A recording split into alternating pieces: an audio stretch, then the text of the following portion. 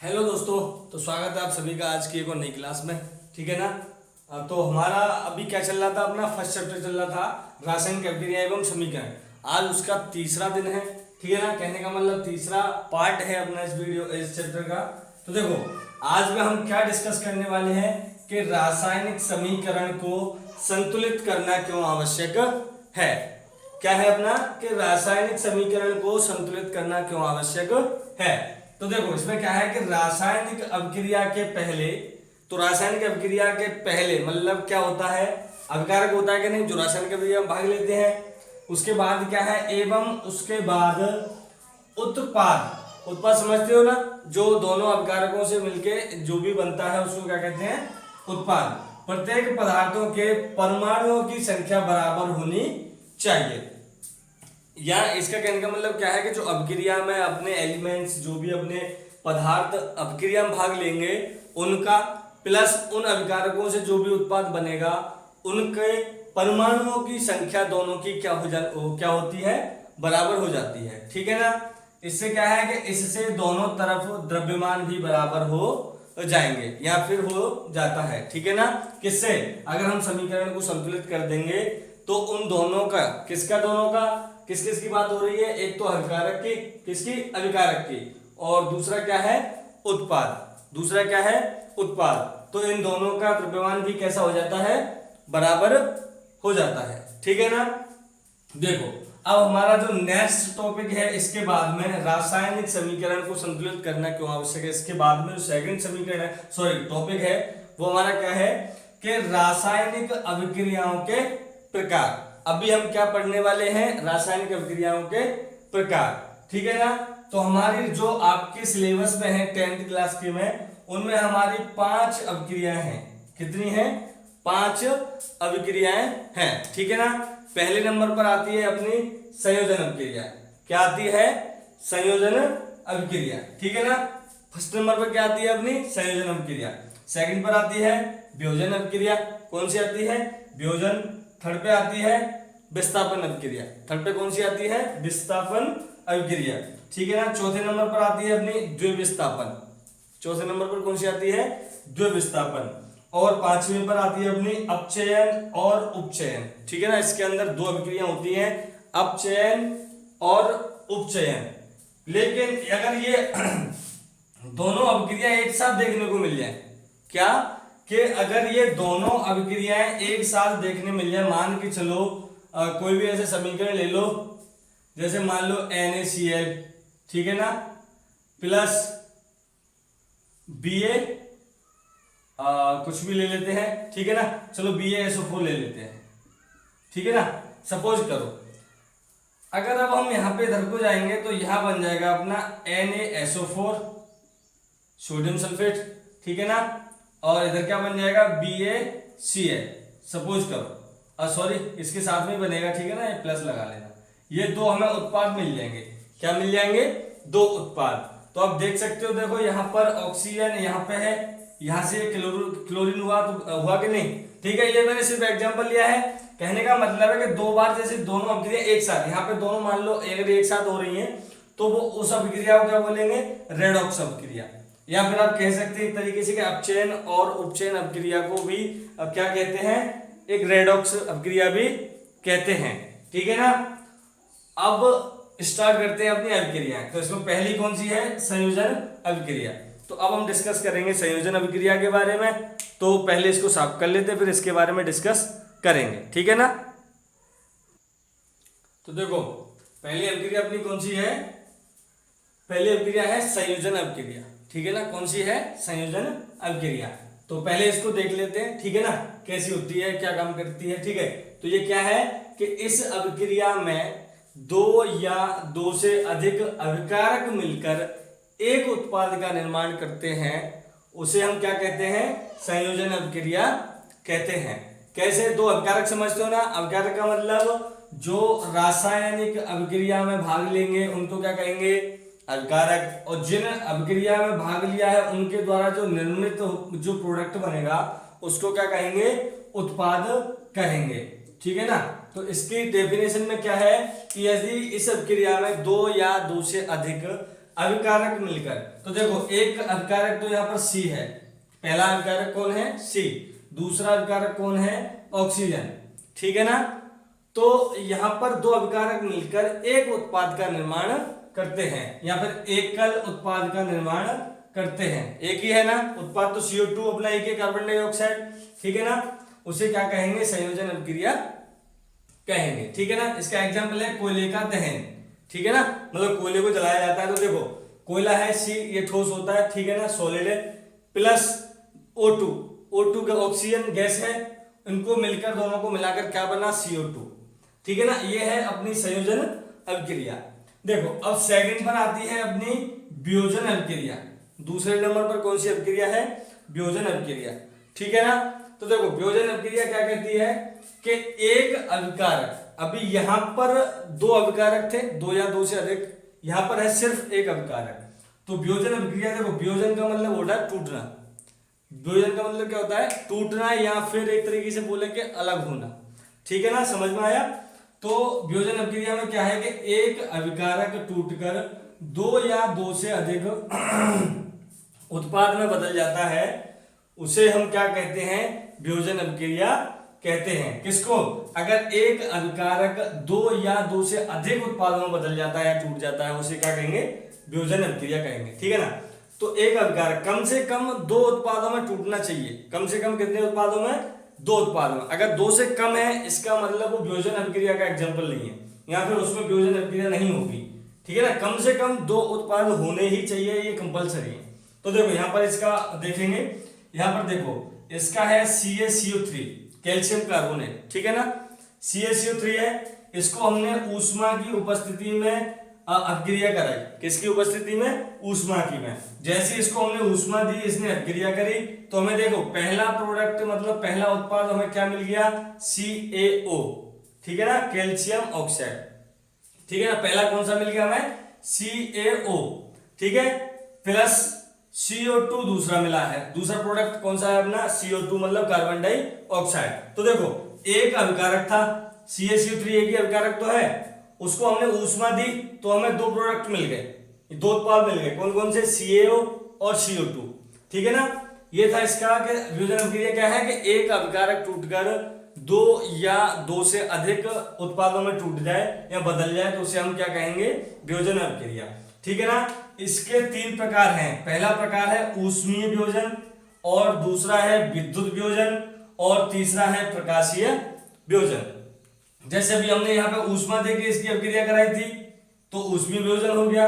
अगर यहाँ पे हम विद्युत से इसका वियोजन करेंगे या फिर विद्युत से इसका क्या करेंगे, अभिक्रिया कराएंगे, तो ये विद्युत वियोजन हो जाएगा, ठीक है ना। अगर हम प्रकाश की उपस्थिति में इसकी अभिक्रिया कराएंगे तो ये प्रकाशीय वियोजन हो जाएगा। अभी इसके तीनों प्रकारों को इसके बाद पढ़ेंगे, ठीक है ना। तो समझ में आ गया सबके में, ठीक है। अब आगे बढ़े, इसको पहले साफ कर लेते हैं फिर आगे बढ़ेंगे, ठीक है ना।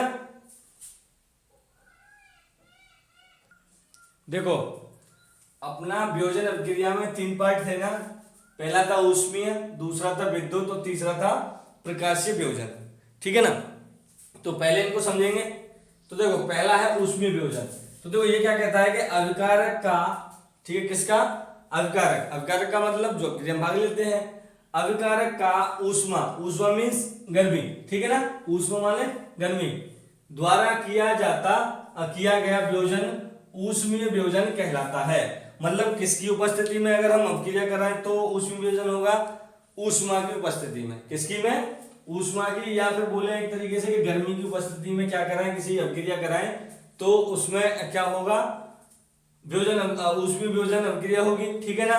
जैसे कि देखो CaCO3 को हमने ऊष्मा के साथ में गर्म किया या ऊष्मा के साथ हमने अभिक्रिया कराई, तो हमें देखो दो उत्पाद मिले, ठीक है ना। पहला है कैल्शियम ऑक्साइड, दूसरा है कार्बन डाइऑक्साइड, ये हमें दो उत्पाद मिल गए, ठीक है ना, सिंपल, आ गया होगा समझ में। देखो नेक्स्ट है अपना विद्युत वियोजन। नेक्स्ट क्या है अपना, विद्युत वियोजन।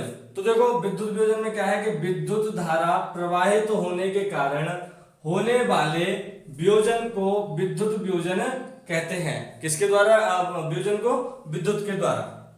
तो देखो यहाँ पे 2H2O पानी है, H2O किसका सूत्र है, पानी का, ठीक है ना, जिसमें कि देखो उसकी सॉलिड अवस्था भी दर्शाई गई है, लिक्विड, ठीक है ना। तो हमने इसको किसके साथ में किया, विद्युत धारा के साथ। किसके साथ अभिक्रिया कराई इसकी, विद्युत धारा, मतलब पानी है उसमें कोई अपना इलेक्ट्रॉनिक वायर डाल दिया। तो देखो हमें क्या क्या मिलेगा उसमें, अगर उस पानी को अगर हम चेक करेंगे तो उसमें क्या क्या मिल सकता है हमें। एक तो 2s2, तो ये तो उसका परमाणु संख्या, इसको छोड़ो, ये भी है। बट ऐसे एक तो मिलेगा हाइड्रोजन, एक उत्पाद मिल गया। दूसरा उत्पाद क्या मिलेगा, ऑक्सीजन, ये भी गैस है। तो हमें ये दो उत्पाद मिलेंगे, ठीक है ना, जब हम उसमें क्या प्रवाहित करेंगे, विद्युत धारा। तीसरा है अपना प्रकाशीय वियोजन। तीसरा क्या है अपना, प्रकाशीय वियोजन। तो देखो सूर्य के प्रकाश की उपस्थिति में होने वाले वियोजन को प्रकाशीय वियोजन कहते हैं। किसकी उपस्थिति में, सूर्य के प्रकाश में। जो सिंपल अपन जो धूप में बैठते हैं वो वाला सूर्य का प्रकाश, ठीक है ना। तो देखो यहाँ पर अपना क्या है, 2AgCl, ठीक है ना, 2AgCl, ये हमने सूर्य के प्रकाश में इसकी अभिक्रिया कराई। किसके प्रकाश में, सूर्य के प्रकाश में, ठीक है ना। तो देखो 2Ag, एक तो हमें Ag मिल गया, ठीक है ना, रजत वाला मिल गया, प्लस एक क्लोरीन मिल गया, ठीक है ना।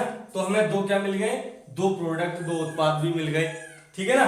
और इसकी अभिक्रिया भी क्या थी, वियोजन की मेन अभिक्रिया, कि एक अभिकारक दो या दो से अधिक उत्पादों में बदल जाता है या टूट जाता है, उसी को क्या कहते हैं, वियोजन।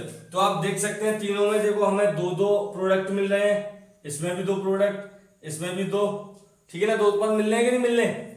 तो देखो दो, उसने बोला भी है कि दो या दो से अधिक, तो दो तो कंपलसरी होना है।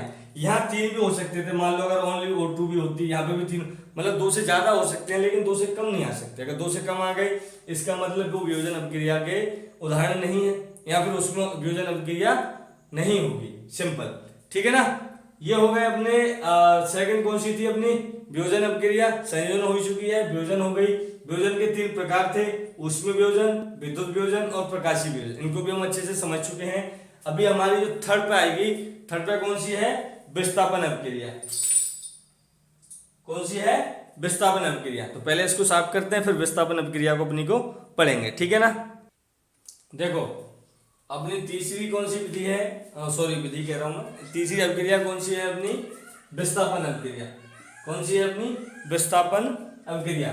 तो देखो ये क्या कहती है कि इस अभिक्रिया में अधिक क्रियाशील तत्व कम क्रियाशील तत्व को विस्थापित कर देता है, विस्थापन अभिक्रिया कहलाती है। मतलब देखो आपको अगर आप गूगल पे जाना, ठीक है ना, गूगल पे टाइप करना है कि अधिक क्रियाशील तत्व और कम क्रियाशील तत्व की सारणी, तो आपको मिल जाएगी गूगल पे, ठीक है ना। नहीं मिलेगी तो मैं वीडियो के डिस्क्रिप्शन में उसको डाल दूंगा, तो आप वहां पे देख लेना। मैं आपको पूरी लिस्ट डाल दूंगा कि अधिक क्रियाशील का ऐसे, इसमें क्या होता है कि जो अधिक क्रियाशील तत्व होता है ना वो टॉप पे आता है, ऊपर ऊपर आता है, ठीक है ना। और जो कम क्रियाशील होगा वो जैसे जैसे बॉटम की तरफ आता जाएगा, ठीक है ना, नीचे की तरफ आता जाएगा। तो उसने बोला है कि इस अभिक्रिया में अधिक क्रियाशील तत्व कम क्रियाशील तत्व को विस्थापित कर देते हैं। विस्थापित का मतलब होता है उसको उठा के किसी दूसरी जगह पहुंचा देते हैं। ऐसे कहते हैं ना कि उसने स्थापित कर दिया, या स्थापित का मतलब होता है किसी जगह पे रखना। विस्थापन का मतलब होता है उसने जैसे मान लो कुछ यहाँ पे तो उसको उठा के यहाँ रख दिया, मतलब उसको उस जगह से उठा के दूसरी जगह शिफ्ट करना विस्थापन कहलाता है। तो देखो यहाँ जो है Fe सॉलिड है प्लस CuSO4 कॉपर सल्फेट, ठीक है ना, ये एक्वस है। उसके बाद में हमें मिला क्या, FeSO4, ये कॉपर। तो आप देख सकते हो, देखो Fe ने Cu को, किसको, Cu को, Fe ने मतलब लोहे ने कॉपर को यहां से विस्थापित किया और खुद बैठ गया, ठीक है ना। इसका मतलब क्या हुआ, जो Fe है वो अधिक क्रियाशील है किसकी अपेक्षा, कॉपर की, और ये कैसा है, ये कम क्रियाशील धातु है, ठीक है ना, ठीक है ना। ये अधिक है तो अधिक क्रियाशील तत्व कम क्रियाशील तत्व को विस्थापित कर देता है, ठीक है ना, उसी को हम क्या कहते हैं, विस्थापन। तो देखो Fe ने Cu को विस्थापित किया या फिर उसको उसकी जगह से हटा के दूसरी जगह पहुंचाया, खुद बैठ गया। आप देख सकते हो यहाँ पहले Cu था, देख सकते हो यहाँ पे ये आयरन सल्फेट हो गया, ठीक है ना।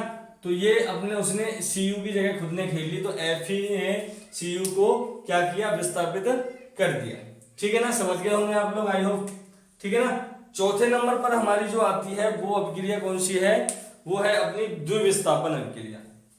कौन सी है, द्विविस्थापन अभिक्रिया। तो देखो द्विविस्थापन अभिक्रिया में क्या है कि जिस अभिक्रिया में दो बार विस्थापन हो द्विविस्थापन अभिक्रिया कहलाती है। आप नाम से ही समझ गए कैसे, कि सर देखो यहाँ पे द्वि लगा है, संस्कृत का शब्द है वैसे आई थिंक, ठीक है ना। तो देखो यहाँ पर दो है, विस्थापन तो हम पढ़ ही चुके हैं। तो विस्थापन में क्या है, किसी एक धातु किसी दूसरे को उठा देता है, एक एलिमेंट किसी दूसरे एलिमेंट को उठा देता है, जो अधिक क्रियाशील होगा वो कम को हटा देगा। तो यहाँ पे क्या है कि दो विस्थापन, मतलब इसमें दो बार विस्थापन होगा, मतलब इसमें दो बार एलिमेंट्स जो अधिक क्रियाशील होंगे वो दो कम क्रियाशील तत्वों को एक एक करके दो बार हटा देंगे। कैसे, देखो एग्जांपल से समझेंगे। यहाँ पर Na2SO4, ठीक है ना, सोडियम सल्फेट, यहाँ पर सोडियम सल्फेट एक्वस है। फिर यहाँ पर आ जाता है, अब यहाँ पे क्या है कि सोडियम सल्फेट है जो कि एक्वस है, ठीक है ना। यहाँ पर बेरियम क्लोराइड, क्या है, बेरियम क्लोराइड। तो देखो यहाँ पर क्या हुआ कि यहाँ पर बेरियम सल्फेट बन गया। तो देखो यहाँ पर किसके साथ था सल्फेट, किसके साथ था, यहाँ पर सोडियम के साथ था। तो यहाँ पर बेरियम ने सोडियम को क्या किया, यहाँ पर सोडियम को विस्थापित किया। तो एक बार तो विस्थापन यहाँ पर हो गया। देखो दूसरा कहाँ है, यहाँ पर बेरियम क्लोराइड है, यहाँ पर क्या है, बेरियम क्लोराइड। लेकिन यहाँ पे हम देख रहे हैं कि क्लोराइड किसके साथ पहुंच गया, सोडियम के साथ में, यहाँ पर सोडियम क्लोराइड बन गया। तो यहाँ पर क्या हुआ, यहाँ पर सोडियम ने बेरियम को क्या किया, विस्थापित कर दिया, ठीक है ना। तो यहाँ पर इसका मतलब क्या हुआ, दो बार विस्थापन हुआ, क्या हुआ, दो बार विस्थापन हुआ। तो इसका इसलिए इसका नाम क्या पड़ गया, द्वि विस्थापन अपक्रिया। इसमें दो बार विस्थापन हुआ, ठीक है ना। तो इसके बाद अपनी लास्ट बची है अपचयन एंड उपचयन, ठीक है ना, जिसको रेडॉक्स बोलते हैं। इसको पहले साफ करेंगे फिर उसको समझेंगे, ठीक है ना। देखो अब क्या है, अपनी पांचवी कौन सी अपक्रिया है, अपचयन और उपचयन, जिसे रेडॉक्स अपक्रिया भी बोलते हैं। देखो पहली है उपचयन, कौन सी है, उपचयन, ठीक है ना।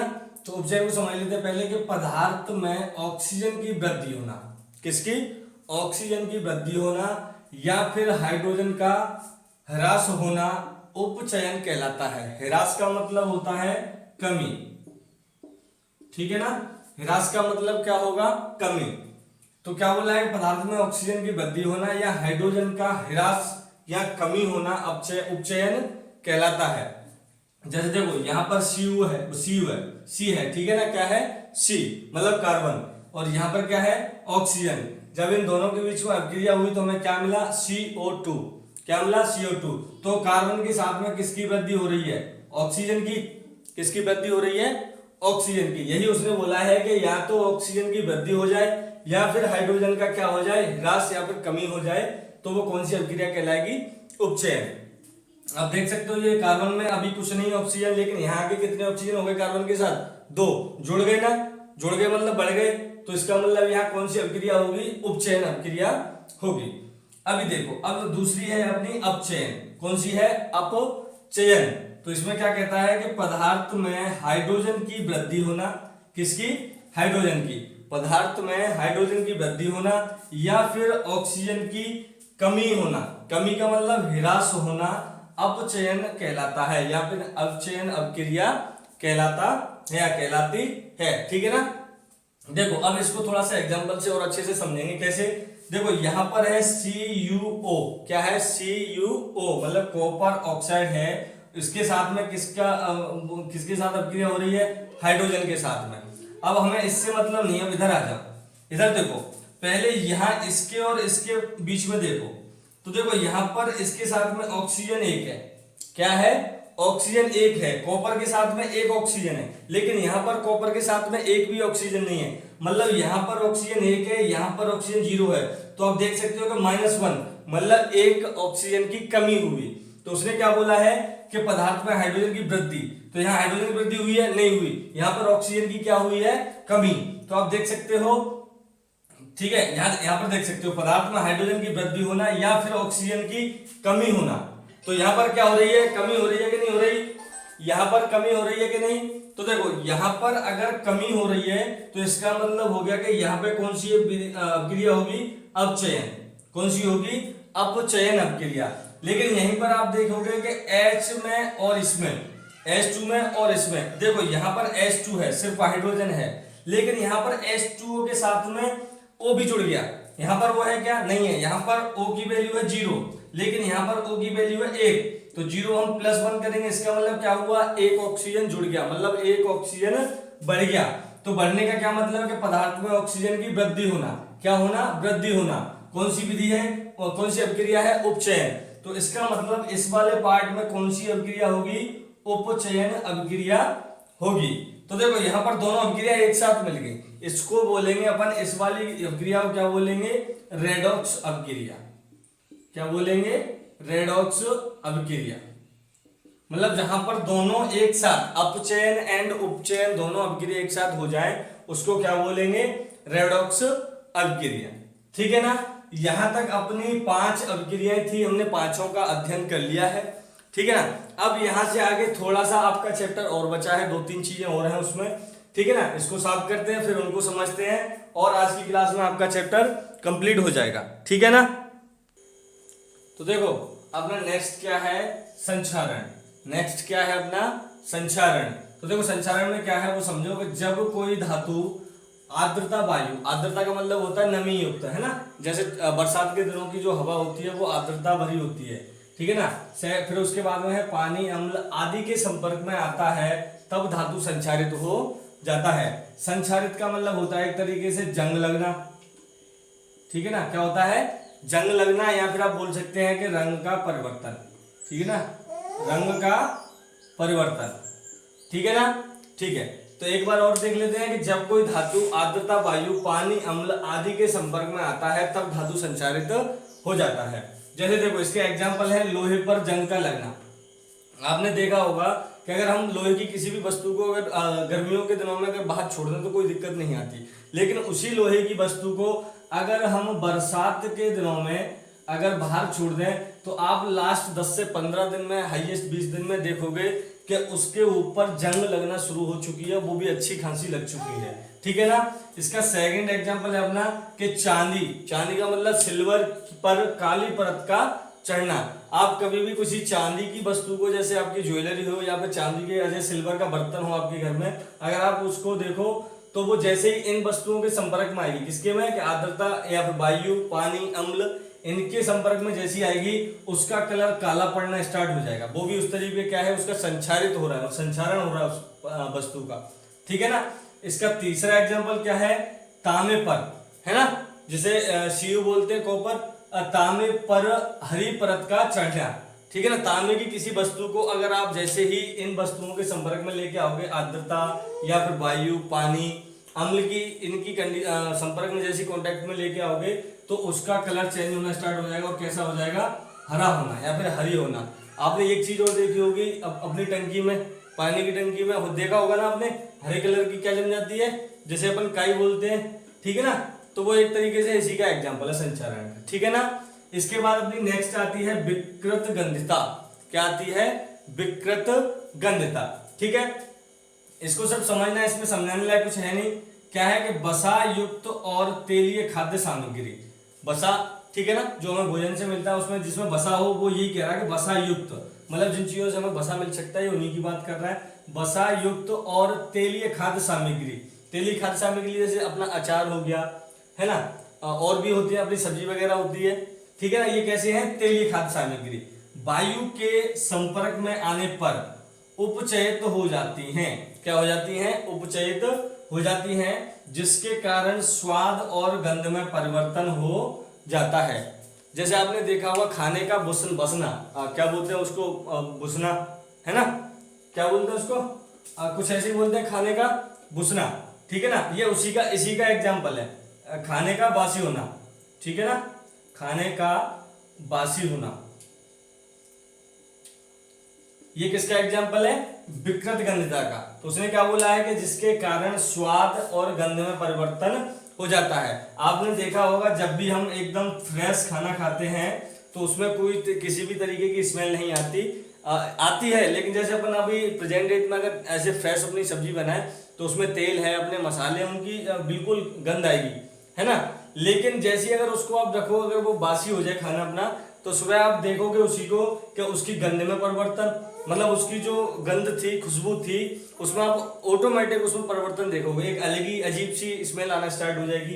ठीक है ना। और उसके स्वाद में भी परिवर्तन हो जाएगा, हल्का सा स्मेल आएगी तो उसके स्वाद में परिवर्तन। जैसे अगर शाम को भी अपने फ्रेश माल खाया या सुबह खाया, अच्छा लगेगा, लेकिन जैसे ही अगर उसके साथ में ये कंडीशन हो जाएगी, ये वाली स्थिति आ जाएगी, तो वो कड़वा होने लग जाएगा या फिर खट्टा सा हो जाएगा। इस तरीके से उसके स्वाद और गंध में दोनों में क्या हो जाएगा, परिवर्तन आ जाएगा।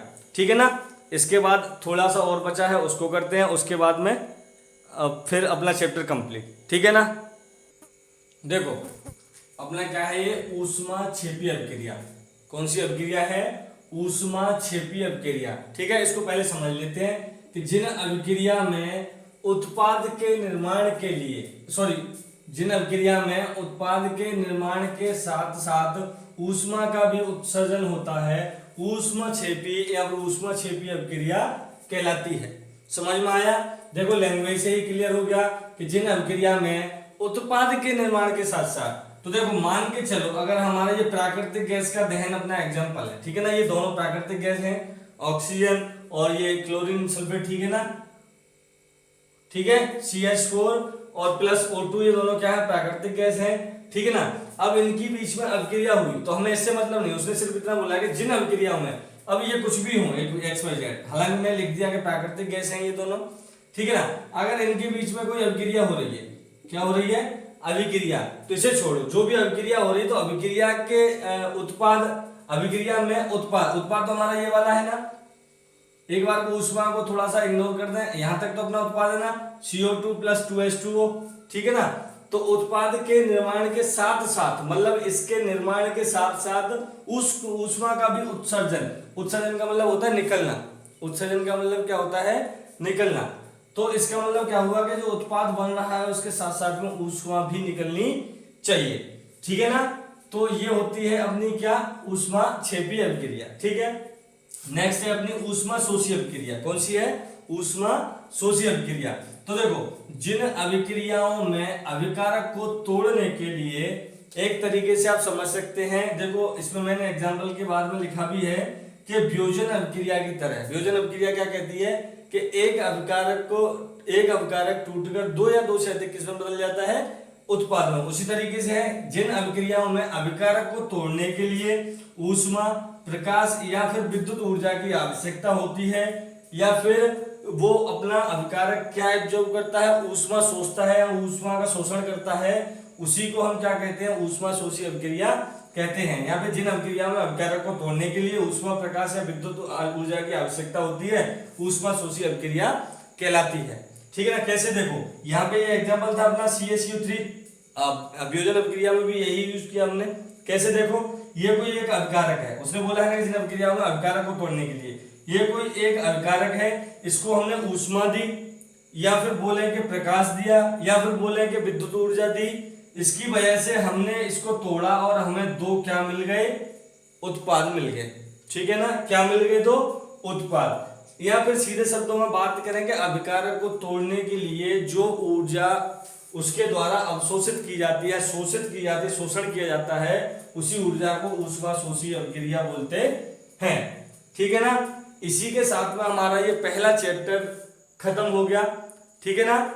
जैसे ही हमारा ये सेकंड चैप्टर खत्म होगा तो मैं सेकंड चैप्टर के स्टार्टिंग में ही आपको ये भी बता दूंगा कि लास्ट ईयर, मतलब जो 2023 में अभी इस साल एग्जाम हुए थे, उसमें इस वाले चैप्टर में से कौन सा सवाल पूछा था। ठीक है ना। अगर आप हमारे साथ जुड़े रहोगे, ठीक है ना, आप हमारे साथ जुड़े रहोगे तो आई गारंटी के जब लास्ट टाइम आपका एग्जाम आएगा तो मैं आपके लिए कुछ ऐसी टिप्स एंड ट्रिक दूंगा कि आपके 60 to 80 नंबर को कोई नहीं रोक पाएगा। ठीक है ना। हो सकता है आप मेरी शक्ल को देख के साथ मेरे पे भरोसा ना करें, बट बिलीव करो मेरे पे, मैं आपके 60 से 80% के बीच में 101% आपको दिलवा दूंगा अगर आप मेरे अपने भरोसे के साथ मेरे से जुड़ोगे तो। ठीक है ना। तो मिलते हैं कल की क्लास में एक नए चैप्टर के साथ। जब तक के लिए आप अपना सब ख्याल रखें।